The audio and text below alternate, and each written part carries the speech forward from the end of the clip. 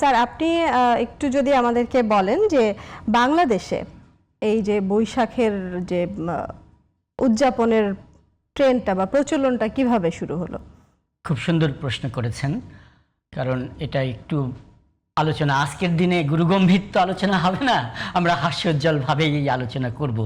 এত একটা মানুষের অতীত যদি মানুষ না জানে তাহলে শেকড়বিহীন গাছের মতো অতীতটা তার শেকড় যত মজবুত থাকবে ততটাই গাছটা এবং নববর্ষের এই দিনে মনে হয় সবাই শেকড়ের কাছেই ফিরে যেতে চায়। ফিরে চলো মাটির টানে, অর্থাৎ মাটির কাছে যাওয়ার যে অনুভূতি এটা থাকে।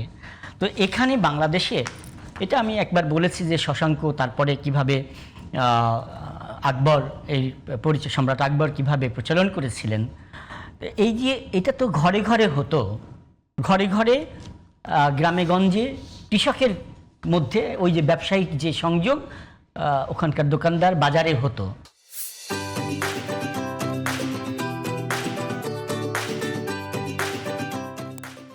কিন্তু এটা এই যে আজকের যে রূপ নিল, যে কর্পোরেট রূপ নেওয়া বা নাগরিক জায়গাটাতে এলিট শ্রেণীরাও এর সঙ্গে একেবারেই সংযুক্ত হয়ে গেল, শিক্ষিত শ্রেণী সবাই যুক্ত হয়ে গেল।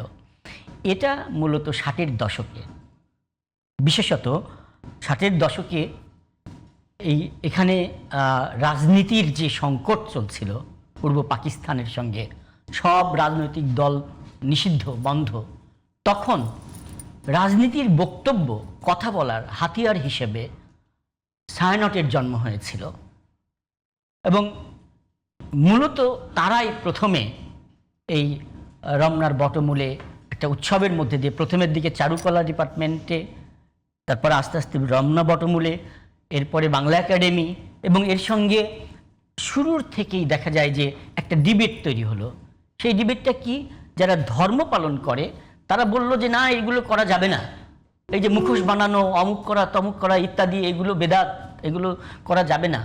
কিন্তু আপনি জানেন যে বদরুদ্দিন ওমরের বাবা আবুল হাসিম, তিনি তখন ইসলামী একটা প্রতিষ্ঠানের প্রধান ছিলেন।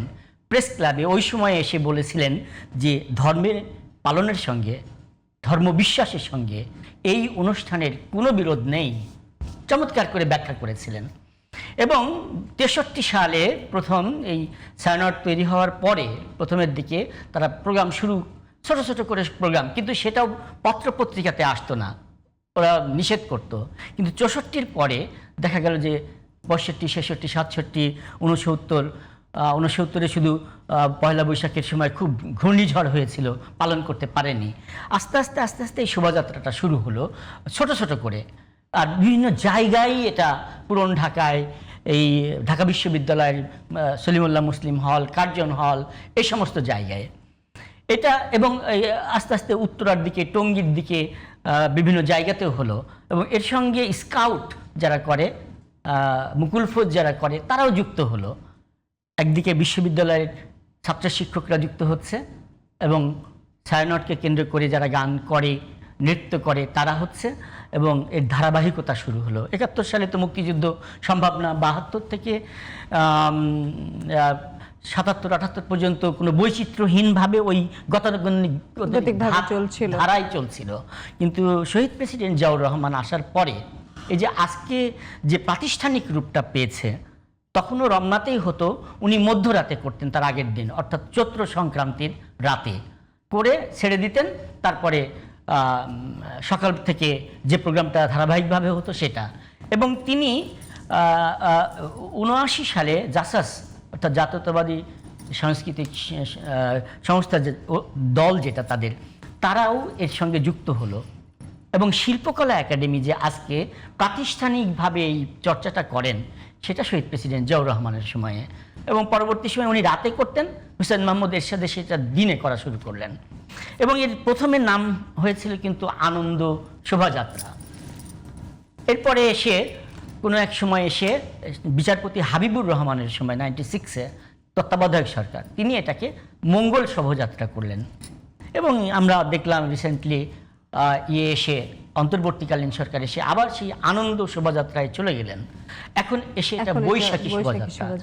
এইটার যে রং, এটার যে টোন, এই রূপ বদল, এই গ্র্যাজুয়ালি ঘটেছে বাংলার মানুষের মধ্যে। আবহমান কালের যে সংস্কৃতি একটা আধুনিক রূপ পেয়েছে এবং তার শেকড়ে, ভেতরে, মননে, মানসিকতায়, সৌন্দর্যে সব কিছুতে এটার মধ্যে দিয়ে বের হয়ে আসে। এখানে কোনো বিরোধ নেই। বিরোধ এই থাকা নাম উচিত না। পরিবর্তনের যে বিষয়টা আপনি বলছিলেন, জি। সেটা থেকে আমার একটু নিজেই জানার জন্য জিজ্ঞেস করা, যে এই যে নাম পরিবর্তন, এটা তো একটা অসাম্প্রদায়িক একটা অনুষ্ঠান, উদযাপন, একটা আমাদের শেকড়ের সন্ধানে যাই আমরা। বৈশাখ বাঙালির যে চিরায়ত বাঙালিয়ানা, সেইটাকে উদযাপন করার জন্যই এই শোভাযাত্রাটা। তো এইটার এই যে সরকার পরিবর্তনের সাথে সাথে নাম পরিবর্তন, এটাকে স্যার আপনি কিভাবে দেখেন? না, এটা একেবারেই মানে আমার আনন্দ কি নাম পরিবর্তন দিয়ে কেউ কিছু ঠেকাতে যায় পারবে? আসে? আপনি রাস্তার একজনকে যে জিজ্ঞাসা করেন, সে বলবে যে আরে নাম পরিবর্তন হয়েছে তো কি হয়েছে। আমার আনন্দ, আমার পয়লা বৈশাখ, আমার যে পারিবারিক, সামাজিক, রাষ্ট্রীয় সব আচার আচরণ আমরা করছি, ওটা আমার কোনো প্রবলেম নেই। এটা সর্বক্ষেত্রে রাজনৈতিক হস্তক্ষেপটা আসলে এতটা উচিত মানে সমীচীন মনে করি না। কিন্তু একটা জিনিস আপনাকে বলি, সেটা হলো যে জাতীয় সংস্কৃতি একসময় প্রাতিষ্ঠানিক জায়গায় যায় রাষ্ট্রীয় পরিচালনার মধ্যে দিয়ে। আগে কিন্তু এই অনুষ্ঠানগুলোতে রাষ্ট্রের কোনো পৃষ্ঠপোষকতা ছিল না। এখন সারা বাংলাদেশের শিল্পকলা একাডেমি সহ সকল বিশ্ববিদ্যালয়ে রাষ্ট্রীয়ভাবে সংস্কৃতি মন্ত্রণালয় থেকে অর্থায়ন করে তাদেরকে এই অনুষ্ঠান করার জন্য বলা হয়েছে।